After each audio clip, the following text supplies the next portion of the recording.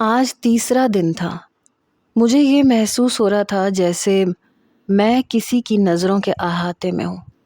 کوئی میری ہر حرکت کو دیکھ رہا ہے، حالانکہ بظاہر ایسا کچھ نظر نہیں آ رہا تھا۔ آج میں صبح واک پہ نکلا۔ پارک میں جاگنگ کرتے ہوئے مجھے لگا جیسے کوئی مجھے دیکھ رہا ہے۔ میرے ہاتھ میں چھوٹی منرل واٹر کی بوتل تھی۔ گرمیوں کا موسم تھا، اس لیے ایک چھوٹے سائز کا ٹاول بھی میں نے گردن پہ رکھا ہوا تھا تاکہ پسینہ صاف کر سکوں۔ یوں تو میں پورے پارک کے ہی 5 راؤنڈ لیتا تھا، لیکن دوسرے ہی راؤنڈ پہ میں تنگ آ گیا، بلکہ زچ ہو چکا تھا، کیونکہ مجھے لگ رہا تھا جیسے کوئی مسلسل مجھے ٹکٹکی باندھے دیکھ رہا ہے، اور جو دیکھ رہا تھا وہ نظر بھی نہیں آ رہا تھا۔ کئی بار میں پورے پارک کا جائزہ لے چکا تھا، لیکن ایسی کوئی نظر مجھ پہ نہیں اٹھ رہی تھی جسے دیکھ کے مجھے یہ لگتا کہ ہاں یہی ہے جو مجھے دیکھ رہا ہے۔ بہرحال ایسا صرف پارک میں نہیں تھا۔ میں کہیں میٹنگ پہ جاتا، ریسٹورنٹ میں میٹنگ میں مصروف ہوتا، تب بھی مجھے یہی لگتا کہ کسی کی نظریں مجھ پہ جمی ہوئی ہیں۔ بس ایک آفس کے اندر اور ایک گھر کے اندر، وہاں مجھے محسوس نہیں ہوتا تھا کہ کوئی مجھے دیکھ رہا ہے، لیکن جتنا بھی میرا آؤٹ ڈور کا کام تھا اس میں مجھے لگتا تھا کہ میں کسی کی نظروں کے حصار میں ہوں۔ میں نے بہت کوشش کی کہ شاید یہ میرا کوئی وہم ہے۔ میں اپنے آپ کو جھٹک دیتا کہ نہیں، ایسا کیسے ہو سکتا ہے؟ میری تو کسی سے کوئی دشمنی بھی نہیں ہے کہ کوئی میری جاسوسی کرے۔ لیکن پھر بھی وہ نظریں ایسی تھیں کہ مجھے اپنا آپ انکمفرٹیبل سا محسوس ہونے لگ جاتا تھا۔ پورے 15 دن میرے یوں ہی گزرے اور بہت بے چین گزرے۔ 16ویں دن مجھے ایک کال آئی۔ آپ ابراہیم حنان ہیں، مشہور سولر انرجی انڈسٹری کے مالک؟ میں نے کہا جی ہاں۔ آواز کسی بوڑھے شخص کی تھی۔ میں فرانس سے آیا ہوں، آپ سے ایک میٹنگ کرنا چاہتا ہوں۔ میں نے کہا آپ کو میرا ڈائریکٹ نمبر کس نے دیا؟ یہ سب کچھ میرا سیکریٹری دیکھتا ہے، وہی آپ کو بتا سکتا ہے کہ میں آپ کے ساتھ میٹنگ کب ارینج کر سکتا ہوں۔ میں نے لیے دیے انداز میں بات کی۔ بڑی مشکل سے مجھے آپ کا نمبر ملا ہے۔ دیکھیں، میں کافی عمر رسیدہ انسان ہوں، آپ کے آفس میں آپ سے میٹنگ نہیں کر سکتا۔ اگر آپ میرے گھر تشریف لے آئیں تو میں آپ کو اپنا پتہ لکھ کے دے دیتا ہوں۔ میں نے کہا واٹ؟ موصوف آپ کو لگتا ہے کہ میں ابراہیم حنان آپ سے میٹنگ کرنے کے لیے آپ کے گھر آؤں گا؟ آپ شاید میری پوزیشن سے واقف نہیں ہیں، ورنہ اس قسم کی احمقانہ گفتگو نہ کرتے۔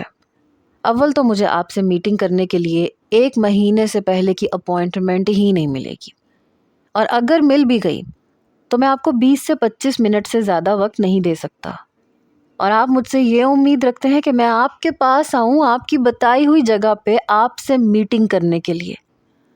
What a joke! آپ شاید عمر کے اس حصے میں پہنچ گئے ہیں محترم جہاں انسان کی عقل کام کرنا چھوڑ دیتی ہے۔ اگر آپ کا کوئی بیٹا ہے تو پلیز ان سے کہیں کہ وہ مجھ سے ویسے رابطہ کرے جیسے رابطہ کرنے کا حق ہے۔ یہ کہہ کے میں کھڑا ہو گیا اور غصے سے فون بند کر دیا۔ شاید بڈھا سٹھیا گیا تھا۔ میں اس کے گھر اس سے میٹنگ کرنے جاؤں گا؟ کیا مجھے اتنا فارغ سمجھ رکھا ہے؟ اس بات کو 3 دن گزر گئے جب میرے سیکریٹری نے مجھے بتایا کہ سر، ایک لڑکی آئی ہے، آپ سے بات کرنا چاہتی ہے۔ میں نے کہا کس سلسلے میں بات کرنا چاہتی ہے؟ کہنے لگی سر وہ بتا نہیں رہی، کہہ رہی ہے کہ آپ سے بات کرے گی اور آپ کو ہی بتائے گی۔ میں نے کہا منع کر دو، میرے پاس اتنا فضول ٹائم نہیں ہے۔ وہ کہنے لگی سر وہ بہت انسسٹ کر رہی ہے، آپ بس ایک بار آپ سے ملنا چاہتی ہے، بس ایک ملاقات۔ اتفاق تھا کہ میں میٹنگ کر کے آیا تھا اور اس وقت میں فری تھا۔ میں نے کہا ٹھیک ہے، بھیجو اندر، کون ہے؟ کچھ ہی دیر میں میرے آفس کے کمرے کے دروازے پہ دستک ہوئی۔ میں نے کہا جی کم ان۔ ایک لڑکی تھی، ناک پہ ماسک پہنا ہوا تھا، سر پہ دوپٹہ تھا۔ ماسک کچھ اس انداز میں پہنا ہوا تھا کہ آدھا چہرہ چھپا ہوا تھا، بس اس کی آنکھیں اور ماتھا ہی نظر آ رہا تھا۔ میں نے کہا جی محترمہ، فرمائیے کیا کام تھا آپ کو؟ اس نے اپنے کندھے پہ لٹکائے بڑے سے بیگ کی زپ کھولی اور ایک فائل میرے سامنے رکھ دی۔ میں نے فائل کھولی تو سمجھ گیا تھا کہ وہ چیریٹی کے لیے پیسے لینے آئی تھی۔ میں نے فائل اٹھائی اور ٹیبل کی دوسری جانب پٹخ کے پھینکی۔ میں نے کہا آپ یہاں سے جا سکتی ہیں، جب مجھے چیریٹی دینی ہوگی تو میں خود رابطہ کر لوں گا۔ دیکھیں سر، یہ ہمارا نیا ادارہ ہے اور آپ سولر انرجی ٹائکون میں خاصی شہرت حاصل کر چکے ہیں۔ آپ کے لیے ہمارے ادارے کو چیریٹی دینا کوئی بڑی بات تو ہے نہیں جس کے لیے آپ اتنی انکوائری کریں۔ آپ کے پاس یقیناً اتنا ٹائم نہیں ہوگا۔ مجھے تو لگا تھا کہ آپ سے ملاقات کروں گی تو آپ چیک کاٹ کے مجھے دے دیں گے۔ میں نے کہا دیکھیں میں پہلے ہی کافی اداروں کو چیریٹی دے رہا ہوں، اور اگر مجھے مزید دینی ہوئی تو میں انہی نامور چیریٹی سینٹر سے ہی رابطہ کروں گا، ورنہ بہت سے ہاسپٹلز ہیں، بہت سی اور جگہ ہیں جو میرے کانٹیکٹ میں ہیں، بلکہ خاصی مشہور ہیں، جہاں مجھے یہ تسلی ہے کہ پیسہ صحیح جگہ پہ پہنچ جائے گا۔ جی ہاں، میں جانتی ہوں اپنی شہرت کے لیے آپ ایسے بہت سے اداروں میں جاتے ہیں، اور ایسی خبریں سوشل میڈیا پہ آئے دن میں دیکھتی بھی ہوں، اور بھی بہت سے لوگ دیکھتے ہیں، اور انہی کو دیکھ کر میں یہاں آئی تھی کہ شاید آپ بند مٹھی میں بھی لوگوں کی مدد کرنا جانتے ہوں گے۔ میں نے کہا واٹ ڈو یو مین اپنی شہرت کے لیے؟ اس کا یہ جملہ میرے دماغ پہ جا کے کٹکا تھا۔ میرا لہجہ خود بخود سخت ہو گیا۔ میں چیریٹی کرتا تھا تو میری مرضی، اعلانیہ کرتا تھا تو یہ بھی میری مرضی۔ وہ کون ہوتی تھی مجھ سے اس لہجے میں بات کرنے والی؟ سر دیکھیں، آپ کو شاید میری بات بری لگی ہے، لیکن کہتے ہیں نا کہ سچ کڑوا ہی ہوتا ہے۔ آپ جس بھی ہاسپٹل میں لاکھوں کی چیریٹی کرتے ہیں اور کینسر کے مریضوں کے ساتھ آپ کی تصاویر کھینچی جاتی ہیں، آپ کو کیا لگتا ہے کہ وہ پیسہ کینسر کے مریضوں کو ہی دیا جاتا ہے؟ یقیناً نہیں، لیکن جو چیریٹی میں آپ سے مانگ رہی ہوں وہ غریبوں کو ہی دی جائے گی۔ میں نے کہا محترمہ، میں اچھے طریقے سے جانتا ہوں کہ میری چیریٹی کن لوگوں کو دی جاتی ہے، یہ کوئی ڈھکی چھپی بات نہیں ہے، لیکن میں اپنی چیریٹی مشہور چیریٹی سینٹر یا ہاسپٹلز میں ہی دوں گا۔ آپ کا یہاں بیٹھ کے بحث کرنا بالکل فضول سی بات ہے، آپ میرا وقت ضائع کر رہی ہیں، آپ یہاں سے جا سکتی ہیں۔ وہ اٹھ کے کھڑی ہو گئی۔ یعنی کہ میں یہی سمجھوں کہ آپ صرف دکھاوا کرنا چاہتے ہیں، آپ کو دکھاوے میں دلچسپی ہے، آپ کو اس بات سے کوئی فرق نہیں پڑتا کہ آپ کا پیسہ کہاں جا رہا ہے، وہ لوگ مستحق بھی ہیں یا نہیں۔ بس آپ کو اپنے آپ کو شو آف کرنا ہے کہ آپ کی تصاویر کھینچی جائیں، آپ کی واہ واہ ہو جائے اور آپ مشہور ہو جائیں۔ بڑے افسوس کی بات ہے، میں نے بہرحال آپ کے لیے ایسا نہیں سوچا تھا۔ وہ لڑکی 5 منٹ کے اندر اندر میرے دماغ کا میٹر آؤٹ کر چکی تھی۔ Stand up and get out of here right now, میں غصے سے دھاڑتے ہوئے بولا تھا۔ وہ لڑکی اٹھ کے غصے سے کھڑی ہوئی، اپنی فائل پکڑی، جس کرسی پہ بیٹھی تھی اسی کرسی کو ٹھوکر مار کے زمین پہ گرایا، اور یہ جا وہ جا۔ میں تو اس لڑکی کا ایٹیٹیوڈ دیکھ کے حیران ہوا۔ میں نے انٹرکام اٹھایا اور ریسیپشن پہ کھڑی لڑکی کو بری طرح سے ڈانٹ دیا۔ مس نجمہ، آج کے بعد اگر یہ لڑکی مجھے آفس میں نظر آئی تو میں آپ کو نوکری سے کھڑے کھڑے نکال دوں گا۔ اتنی بدتمیز لڑکی کو آپ نے اندر آنے کی اجازت کیسے دی؟ میں اس پہ چڑھ دوڑا۔ وہ بیچاری گھبرا گئی۔ میں نے کہا کہ بنا انفارمیشن کے آپ نے اس لڑکی کے کہنے پہ کیوں اسے اندر آنے دیا، یا آپ نے مجھ سے بات ہی کیوں کی؟ ایسے بے فضول بھکاری لوگوں کو آپ کو باہر سے ہی نکال دینا چاہیے تھا، اور وہ بھی دھکے دے کے۔ وہ کہنے لگی سوری سر، وہ بہت انسسٹ کر رہی تھی کہ اسے بس 5 منٹ کا کام ہے۔ میں نے فون بند کر دیا، پھر دوبارہ انٹرکام اٹھایا۔ مجھے ایک ٹھنڈا گلاس پانی کا چاہیے۔ مجھے اس لڑکی پہ بڑا غصہ آیا تھا۔ کچھ ہی دیر میں چپڑاسی اندر آیا۔ میں نے کہا یہ کرسی سیدھی کر کے رکھو۔ اس نے جلدی سے پانی کا گلاس میرے سامنے رکھا اور پھر کرسی سیدھی کر کے باہر چلا گیا۔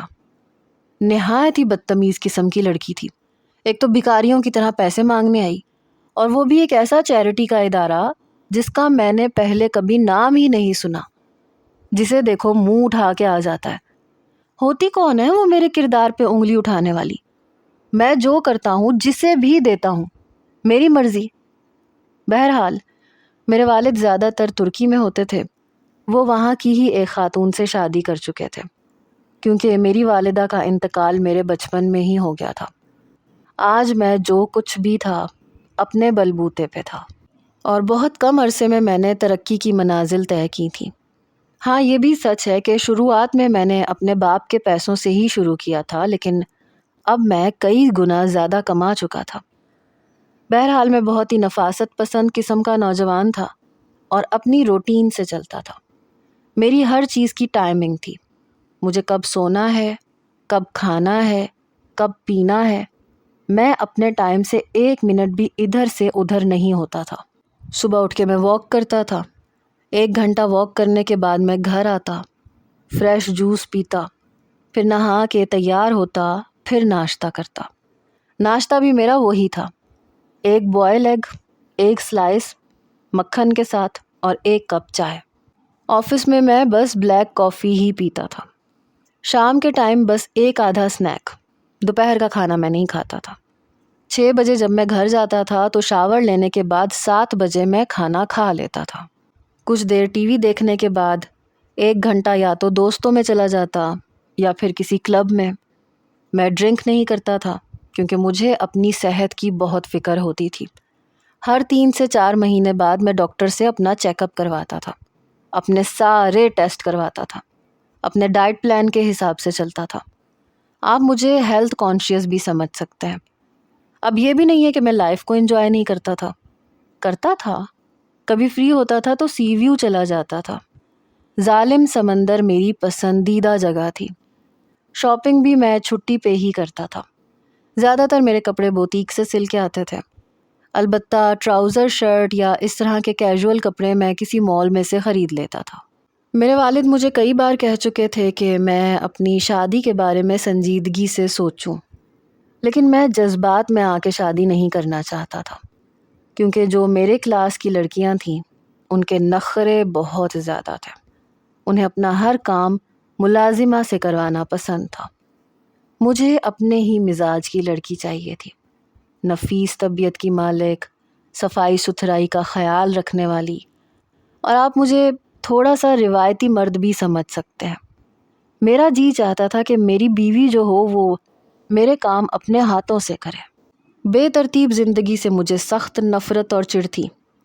کل سنڈے تھا، سیٹرڈے نائٹ کو میں کلب ضرور جاتا تھا۔ وہاں 2 گھنٹے گزارنے کے بعد جب میں گھر واپس آنے لگا تو آدھے گھنٹے کی مسافت طے کرنے کے بعد میری گاڑی کا ٹائر پنچر ہو گیا۔ حالانکہ جب میں نے گاڑی باہر نکالی تھی تو ڈرائیور نے کہا تھا کہ سب کچھ اوکے ہے۔ میں سخت بیزاری کا شکار ہوا۔ کیا مصیبت ہے! میں گاڑی سے نیچے اترا تو دیکھا دونوں ٹائر پنچر تھے۔ اتفاق تھا کہ گاڑی کی ڈگی میں 2 ٹائر موجود تھے۔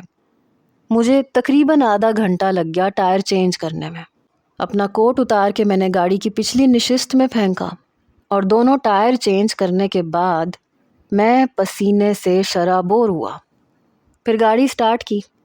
ابھی 5 منٹ ہی مجھے گاڑی چلاتے ہوئے تھے جب مجھے ایسے لگا جیسے کسی نے میری گردن پہ لوہے کی کوئی چیز رکھی ہے۔ ہینڈز اپ! میں نے جھٹکے سے گاڑی کو بریک لگائی، تبھی کسی کے کالے لمبے بال ایک دم بریک لگنے کی وجہ سے میرے کندھے پہ بکھرے۔ وہ آواز بھی کسی لڑکی کی تھی۔ جلدی سے اس نے اپنے بالوں کو پیچھے کیا۔ میں نے اپنے دونوں ہاتھ کھڑے کر دیے۔ میرے ہاتھ میں پسٹل ہے اور میرا نشانہ بہت پکا ہے۔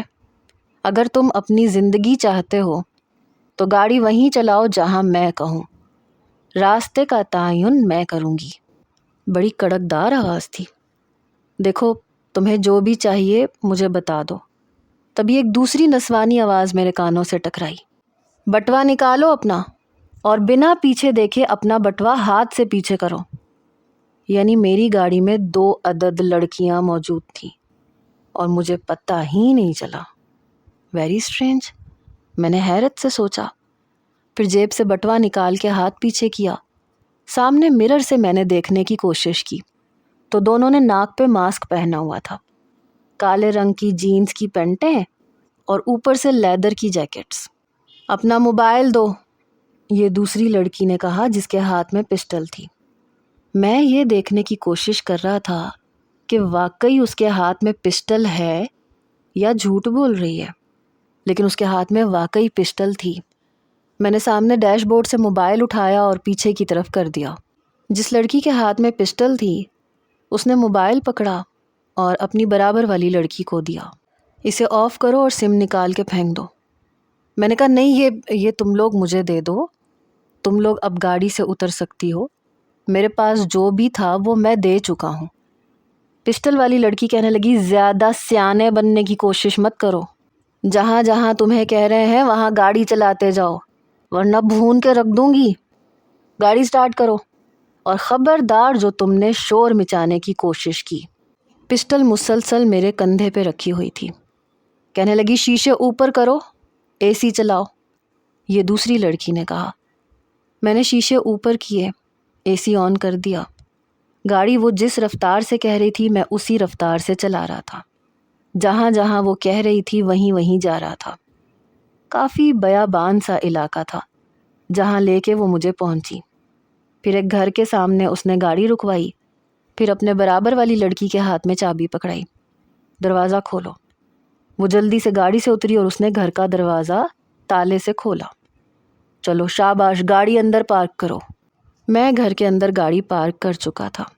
دوسری لڑکی نے دروازہ بند کیا اور اندر سے بھی تالا لگا دیا۔ تبھی اس نے پچھلی نشست کا دروازہ کھولا اور پھر میرا دروازہ بھی کھول دیا۔ نیچے اترو۔ میں نیچے اتر گیا۔ میں اس لڑکی کو غور سے دیکھنے کی کوشش کرنے لگا۔ ہینڈز اپ، اس نے دوبارہ سخت لہجے میں کہا۔ اب وہ اپنی پسٹل دونوں ہاتھوں سے مضبوطی سے پکڑ چکی تھی۔ میں نے دونوں ہاتھ اوپر کر لیے۔ دیکھو، میں تمہیں اپنا بٹوا دے چکا ہوں، موبائل بھی دے چکا ہوں۔ مجھے نہیں پتا تم لوگ مجھے یہاں کیوں لائی ہو۔ کیا سمجھ رکھا ہے تم نے ہم کو؟ ہم تمہیں موبائل چھیننے والے لگتے ہیں؟ چلو اندر چلو، اور ایک ایک قدم آگے رکھنا، بس اس سے زیادہ فاصلہ رکھنے کی ضرورت نہیں ہے، اور کوئی بھی ہوشیاری مارنے کی کوشش کی تو میں گولی چلا دوں گی، میرا نشانہ بہت پکا ہے۔ پتہ نہیں کون تھی، دوسری لڑکی لاؤنج کا دروازہ کھول چکی تھی۔ میں ایک ایک قدم بڑھاتے ہوئے آگے جانے لگا کیونکہ وہ میری کمر پہ اپنی پسٹل رکھ چکی تھی۔ اندر گیا تو گھر خالی تھا۔ تبھی اس نے پکارا، کرائم پارٹنر نمبر 3 باہر آؤ۔ تبھی ایک اور لڑکی باہر آئی۔ اس نے بھی ناک پہ ویسے ہی ماسک پہن رکھا تھا۔ یہ تینوں لڑکیاں دھان پان سی تھیں، دبلی پتلی سی، لمبی سی۔ وہ لڑکی مجھے دیکھ کے بڑی خوش ہوئی۔ واہ، آ گیا شکاری ہاتھ میں۔ کرائم پارٹنر نمبر 1، تم نے کمال کر دیا۔ بڑی چالاک لڑکیاں تھیں، ایک دوسرے کا نام نہیں لے رہی تھیں۔ وہ لڑکی جو میرے بالکل پیچھے پسٹل لے کے کھڑی تھی کہنے لگی چلو کمرے میں چلو۔ میں نے کہا دیکھو تمہیں کیا چاہیے مجھے ایسے ہی بتا دو، میں تمہیں دے دیتا ہوں۔ ہمیں تم چاہیے ہو۔ یہ سن کے پہلی بار میرے دل کو کچھ زور زور سے دھڑکنے لگا۔ یہ تینوں مل کے میرے ساتھ کیا کرنا چاہتی تھیں؟ میں نے کہا نہیں، میں کمرے میں نہیں جاؤں گا۔ تبھی پسٹل کا بیرل میری کمر پہ چبھا۔ اندر چلو ورنہ۔ میں نے کہا ہاں پتہ ہے، تمہارا نشانہ بہت پکا ہے۔ میں جیسے ہی اندر گیا وہاں بیڈ تھا، الماری تھی، اور ساتھ میں ایک کرسی رکھی گئی تھی۔ بیٹھو یہاں پہ۔ میں کرسی پہ بیٹھ گیا۔ کرائم پارٹنر نمبر 2 اور 3، اسے رسیوں سے باندھو۔ یہ سن کے میں کھڑا ہو گیا، لیکن اس نے پسٹل میرے سر پہ رکھی۔ تم یہیں بیٹھو۔ میں نے کہا مجھے باندھ کیوں رہی ہو تم لوگ؟ دیکھو تم لوگوں کو پیسے چاہیے نا، میں تم لوگوں کو دینے کے لیے تیار ہوں۔ ہمیں پیسے نہیں چاہیے، ہمیں تم چاہیے ہو۔ جس لڑکی نے میرے سر پہ پسٹل رکھی تھی بڑے بے باک انداز میں اس نے یہ بات کہی۔ نہ چاہتے ہوئے بھی میں کچھ گھبرا سا گیا کہ کیا مطلب، کیا میرا کیا کرو گی تم؟ تمہارے ساتھ جو جی میں آئے گا وہ کریں گے، چپ چاپ بیٹھے رہو۔ دونوں لڑکیاں پتہ نہیں کہاں سے دوپٹے اٹھا کے لے آئیں۔ بڑی زور زور سے کس کے انہوں نے میرے دونوں بازوؤں کو کرسی سے باندھ دیا، پھر میرے دونوں پاؤں بھی کرسی کے پائے کے ساتھ زور سے باندھ دیے کہ میں اپنی جگہ سے ہل بھی نہیں سکتا تھا۔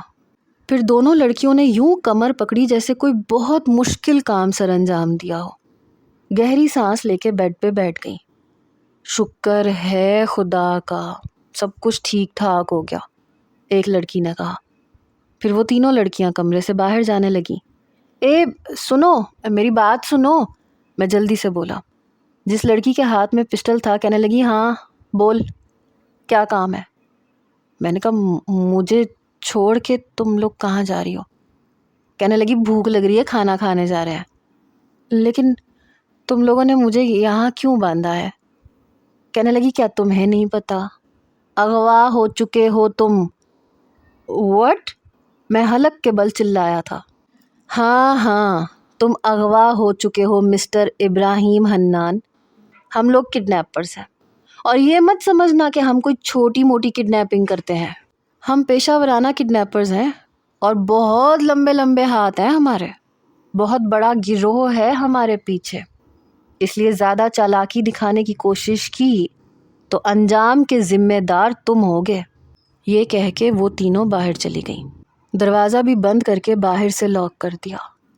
اوہ شٹ!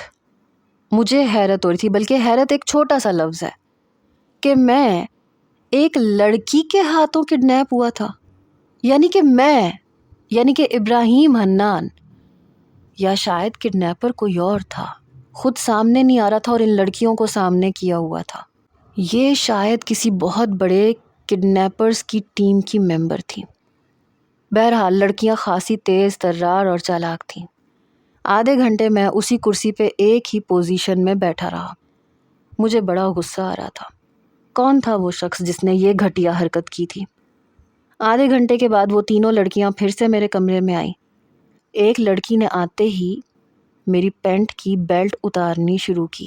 اے لڑکی، یہ کیا بدتمیزی کر رہی ہو میرے ساتھ؟ میں بری طرح سے گھبرایا۔ او مسٹر، چپ بیٹھے رہو، سمجھے نا؟ ہمیں کوئی چھوٹا موٹا چور سمجھنے کی کوشش مت کرنا، بہت بڑے بڑے ہاتھ مارے ہم نے۔ میں نے کہا میری بیلٹ کیوں اتار رہی ہو؟ دوسری کہنے لگی ابھی تو تمہارے کپڑے بھی اتاریں گے، دیکھو تمہارے ساتھ کرتے کیا ہیں ہم۔ میں نے کہا دیکھو اوے لڑکی، میرے ساتھ کچھ بھی الٹا سیدھا کرنے کی کوشش مت کرنا۔ تو ان میں سے ایک لڑکی ہنسنے لگی۔ اگر ہم تمہارے ساتھ الٹا سیدھا کر بھی لیں تو تم کیا کر لو گے؟ میں نے کہا میں ساری زندگی تو قید نہیں رہوں گا نا، میں جب یہاں سے آزاد ہوں گا تو تم لوگوں کو چھوڑوں گا نہیں۔ یہ سن کے ان دونوں کھڑی ہوئی لڑکیوں میں سے ایک نے جیب میں سے پسٹل نکالی۔ تم یہاں سے جاؤ گے تو پھر ہمارا کچھ بگاڑو گے نا، اپنی زبان سنبھال کے بات کرنا، اب ہمیں زیادہ دھمکیاں دینے کی کوشش نہ کرنا، ورنہ میرا نشانہ بہت پکا ہے۔ اس کا اگلا جملہ میں نے پورا کیا۔ میں جانتا ہوں۔ تب تک وہ لڑکی میری بیلٹ اتار چکی تھی۔ اس کی جیبیں چیک کرو، جیبوں میں تو نہیں ہے کچھ؟ میں نے کہا دیکھو میری جیبوں میں کچھ بھی نہیں ہے، جو تھا وہ میں تمہیں دے چکا ہوں۔ وہ لڑکی کہنے لگی اپنی زبان بند رکھو۔ دوسری لڑکی نے میری جیبوں میں ہاتھ ڈالا تو مجھے گدگدی ہونے لگی، میں مچلنے لگا۔ دیکھو ہلو گے تو میں گولی چلا دوں گی۔ میں نے کہا اب وہ اتنا کہہ کے میں چپ ہو گیا، گدگدی برداشت کرنے کی کوشش کر رہا تھا۔ جس لڑکی کے ہاتھ میں پسٹل تھی وہ میرے پاس آئی۔ اب وہ کیا وہ بولو نا۔ میں نے کہا اس لڑکی کو بولو میری جیبوں میں آرام سے ہاتھ ڈالے، مجھے گدگدی ہو رہی ہے۔ میرا یہ کہنا تھا کہ جو لڑکی میری جیبوں میں ہاتھ ڈال کے تلاشی لینے کی کوشش کر رہی تھی اس نے ایک دم اپنا ہاتھ ہٹایا۔ کرائم پارٹنر نمبر 1، یہ کام تم کرو، میں نہیں کر رہی، اس نے اس لڑکی سے کہا جس نے پسٹل پکڑ رکھی تھی۔ دیکھو یہ خامخواہ جان بوجھ کے بول رہا ہے، تم جیبیں چیک کرو اس کی۔ دوسری لڑکی کہنے لگی میں کرتی ہوں چیک۔ اس لڑکی نے بڑے آرام سے میری جیبوں میں ہاتھ ڈالا، افراتفری نہیں مچائی جیسے وہ تیسرے نمبر والی لڑکی مچا رہی تھی۔ میری جیبوں میں کچھ بھی نہیں تھا سوائے سگریٹ کی ڈبیا اور لائٹر کے، اور مجھے شدت سے افسوس اس بات پہ ہو رہا تھا کہ پچھلے مہینے ہی میرا دوست مجھ سے کہہ رہا تھا کہ مجھے اپنی گاڑی میں ایک پسٹل رکھنی چاہیے اور لائسنس والی رکھنی چاہیے، کیونکہ میرا شمار اب خاصے امیر لوگوں میں ہونے لگا تھا، اور میں اس بات کو ٹال گیا تھا کہ ہاں دیکھا جائے گا، رکھ لوں گا۔ اگر میری گاڑی میں پسٹل ہوتی تو ان تینوں کو ٹھکانے لگا چکا ہوتا میں۔ وہ پہلی لڑکی ان تینوں میں زیادہ ہوشیار اور چلاک تھی۔ کہنے لگی کرائم پارٹنر نمبر 2، اس کا موبائل لے کے آؤ اور اسے توڑ دو۔ میں نے کہا نہیں، میرا موبائل نہیں توڑنا، کیا کر رہی ہو؟ ابھی پچھلے مہینے لیا میں نے ایپل آئی فون 17 پرو میکس۔ تقریباً لگ بھگ 7 لاکھ کا تھا۔ وہ لڑکی کہنے لگی کیوں نہ توڑے تاکہ تمہیں ڈھونڈنے والے تمہاری لوکیشن دیکھ کے یہاں تک پہنچ جائیں۔ میں نے کہا میرا فون 7 لاکھ کا ہے۔ یہ سن کے ان تینوں کی آنکھیں حیرت سے پھٹیں۔ 7 لاکھ کا؟ تینوں بہک زبان ہو کے بولی۔ میں نے کہا ہاں 7 لاکھ کا، ٹوٹ جائے گا تو تم لوگوں کا ہی نقصان ہے۔ جس لڑکی کے پاس پسٹل تھی کہنے لگی موبائل ادھر دو میں دیکھوں، اس نے ٹریکنگ تو آن نہیں کی۔ اتفاق تھا کہ میں نے ایسا کچھ بھی نہیں کیا ہوا تھا، مجھے اندازہ ہی نہیں تھا کہ میرے ساتھ یہ سب کچھ ہو سکتا ہے۔ پھر مجھے کہنے لگی کوڈ بتاؤ موبائل کا۔ میں نے موبائل کا کوڈ بتا دیا۔ نہ بتاتا تو پسٹل میرے ماتھے پہ رکھ دیتی اور کہہ دیتی کہ اس کا نشانہ بہت پکا ہے، تب بھی مجھے بتانا ہی پڑتا۔ اس نے میرا موبائل آن کیا اور میرے سارے سسٹم کو دیکھنے لگی۔ اتفاق تھا کہ لوکیشن تک آف تھی۔ یوں سمجھ لیں کہ جب شامت آنی ہوتی ہے نا تو انسان کی عقل ماری جاتی ہے۔ زیادہ تر میں لوکیشن آن رکھتا تھا، لیکن فی الحال میری لوکیشن تک آف تھی۔ 15 منٹ وہ لڑکی پتہ نہیں میرے موبائل میں کیا کیا کرتی رہی۔ شاید میری آئی ڈی تک اس نے ڈیلیٹ کر دی تھی۔ سب کچھ ختم کر دیا تھا تاکہ کوئی مجھے ڈھونڈ نہ سکے، اور میں جانتا تھا کہ جو حماقت میں نے کی ہے کوئی بھی مجھ تک پہنچ نہیں سکتا تھا، اس لیے کیونکہ موبائل خریدے ہوئے مجھے بس 1 مہینہ بمشکل گزرا تھا، اور ابھی ٹھیک سے میں نے اپنے موبائل کی سیٹنگ کو سیٹ نہیں کیا تھا۔ زیادہ تر کسی کو پتہ ہی نہیں تھا کہ میرے پاس موبائل ہے کون سا۔ میرے پرانے موبائل کے بارے میں ہی میری سیکٹری کو پتہ تھا جو میرے گھر پہ موجود تھا۔ اگر اسے ٹریس کیا بھی جاتا تو میرے گھر کا ہی پتہ وہ لوگ جان سکتے تھے۔ میں تنگ آ چکا تھا۔ دیکھو تم لوگوں کو جو بھی چاہیے مجھے بتا دو، میں تم لوگوں کو ویسے ہی دے دوں گا۔ تم لوگوں کو یہ سب کچھ کرنے کی ضرورت نہیں ہے۔ کڈنیپ کیا ہے تو ظاہر ہے پیسوں کے لیے ہی کیا ہوگا نا۔ میں تنگ آ چکا تھا۔ جو 10-15 لاکھ انہوں نے لینے تھے لے لے، میری جان چھوڑ دو۔ دیکھو ہمارے ساتھ زیادہ چلا کے بات کرنے کی کوشش مت کرو۔ پیسے تو ہمیں چاہیے، لیکن تم جتنے کمینے انسان ہو نا ہمیں اچھی طرح سے اندازہ ہے۔ وہ پسٹل والی لڑکی بہت بکواس کر رہی تھی۔ کہنے لگی تمہارے آفس میں آئی تھی میں تم سے چیریٹی کے طور پہ پیسے لینے کے لیے۔ یہ سن کے میرے ہوش اڑے۔ تو کیا یہ وہ لڑکی تھی؟ او مائی گاڈ! تم کنجوس نہ ہوتے نا تو مجھے چیک کاٹ کے دے دیتے، لیکن نہیں، تمہیں صرف شو آف کرنے کی عادت ہے۔ تمہارے اندر اتنا حوصلہ نہیں ہے کہ کسی کو بند مٹھی میں بھی پیسے پکڑا دو۔ اب میں پیسے تم سے اپنے طریقے سے نکلواؤں گی۔ 5 کروڑ چاہیے ہم لوگوں کو۔ اس لڑکی کی ڈیمانڈ سن کے میرے 14 طبق روشن ہوئے تھے۔ ہٹ 5 کروڑ؟ دوسری لڑکی کہنے لگی نہیں نہیں کرائم پارٹنر نمبر 1 یہ کم ہے، اتنا بڑا بزنس ٹائکون ہے سولر انرجی کے کام میں جانتی ہوں کتنا فائدہ ہوتا ہے اس کام میں، یہ پیسے کم ہے، 12 یا 13 کروڑ مانگ لیتے ہیں۔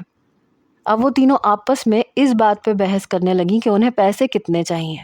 پتہ نہیں کمبختوں نے ایک ساتھ 1 کروڑ کی شکل بھی دیکھی تھی کہ نہیں۔ ہاں دیکھ لیتے ہیں، یہ بات ہم باہر کریں گے۔ پہلی والی چلاکو ماسی لڑکی نے انہیں آنکھوں میں اشارہ کیا اور بس ایک جملے میں بات ختم کی۔ وہ دونوں اس کا اشارہ دیکھ کے چپ ہو گئی۔ دیکھو پیسے ہم تمہیں کل تک بتا دیں گے۔ میں نے کہا اور اگر میں تم لوگوں کو اتنے پیسے نہ دوں تو؟ اس نے پسٹل اٹھائی اور میری کنپٹی پہ رکھی۔ بھیجا اڑا دوں گی تمہارا۔ میں نے کہا اتنے پیسے میرے پاس نہیں ہیں۔ تو اس نے وہی پسٹل میرے چہرے پہ پھیرتے ہوئے میرے ہونٹوں پہ رکھی۔ دیکھو مسٹر ابراہیم حنان، میرے سامنے زیادہ چالاک بننے کی کوشش نہ کرو۔ تمہارے پاس کتنے پیسے ہیں یہ میں اچھے سے جانتی ہوں۔ زندگی پیاری ہے نا تمہیں؟ زندگی پیاری ہے نا؟ میری جان پیسہ تو دینا پڑے گا، اور ہماری ڈیمانڈ کے حساب سے دینا پڑے گا۔ وہ لڑکی اس وقت میرے سامنے جھکی ہوئی تھی، اس کے کندھوں سے نیچے جاتے ہوئے سلکی بال جو کھلے ہوئے تھے، اور اوپر بس ایک چھوٹا سا کیچر تھا جس سے وہ مقید تھے۔ وہ ہوا سے میرے چہرے پہ پڑنے لگے۔ اس کا چہرہ میرے چہرے کے نہ تو بہت قریب تھا اور نہ ہی بہت دور۔ وہ جھکی ہوئی تھی اور اپنا چہرہ میرے مقابل کیا ہوا تھا۔ اس کی آنکھیں بادامی رنگ کی تھی یا شہد رنگ کی تھی۔ لڑکی کی رنگت گوری تھی کیونکہ اس کا ماتھا اور آنکھیں صاف دکھائی دے رہی تھیں، اور میں نے بڑی غور سے اسے ابھی ہی دیکھا تھا۔ اپنی بے بسی پہ مجھے غصہ بھی آنے لگا تھا۔ پھر وہ کھڑی ہو گئی، کمرے سے باہر جانے لگی۔ اے لڑکی سنو، میں نے اسے پھر روکا۔ اب کیا ہے؟ دیکھو میں اس کرسی پہ تو نہیں سو سکتا، تم چاہو تو کمرہ لاک کر لو، لیکن یہ دوپٹے کھول دو میرے ہاتھوں اور پاؤں پہ سے۔ میرا لہجہ سن کے کہنے لگی اپنے گھر پہ نہیں ہو تم، تمہارے باپ کی نوکر نہیں ہوں میں، یوں ہی کرسی پہ ہی سونا پڑے گا۔ یہ کہہ کے وہ پھر سے باہر جانے لگی۔ غصے کے مارے میں نے اپنی مٹھیاں بھینچی تھیں۔ ایک بار میرے ہاتھ کھل جاتا ہے اس لڑکی کا تو میں گلا دبا کے اسے جان سے مار ڈالتا۔ سنو، مجھے واش روم جانا ہے۔ میری اگلی بات پہ اس کے پاؤں رک گئے۔ اس نے پلٹ کے مجھے دیکھا۔ کیا مطلب؟ میں نے کہا کیوں اردو نہیں آتی تمہیں؟ میں نے واش روم جانا ہے۔ اب وہ تو میں کرسی پہ بیٹھے بیٹھے نہیں کر سکتا نا، میں نے غصہ دباتے ہوئے کہا۔ کہنے لگی ایک منٹ۔ پھر وہ باہر گئی۔ پھر تینوں لڑکیاں اندر آئیں۔ تینوں پریشان کھڑی تھیں۔ اب وہ شاید یہ سمجھ نہیں پا رہی تھیں کہ میری رسی کھولیں یا نہ کھولیں۔ جس لڑکی کے ہاتھ میں پسٹل تھی اس نے ایک لڑکی کی طرف اشارہ کیا۔ وہ واش روم میں گئی۔ کہنے لگی سب پیک ہے۔ پھر اس نے اشارہ کیا کہ اسے کھولو۔ پھر اس نے دونوں ہاتھوں سے اپنی پسٹل مضبوطی سے پکڑ لی۔ جیسے ہی ان دونوں لڑکیوں نے دوپٹے کھولے، میں نے سکون کا سانس لیا اور کھڑا ہو گیا۔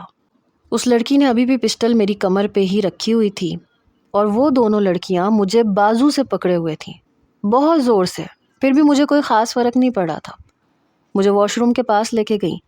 مجھے اندر دھکیل کے دروازہ باہر سے بند کر کے کنڈی لگا دی۔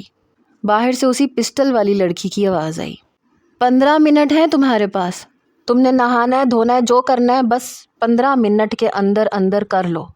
سب سے پہلے تو میں اندر سے کنڈی لگانا چاہتا تھا، لیکن افسوس اندر نہ تو کوئی لاک تھا اور نہ ہی کوئی کنڈی۔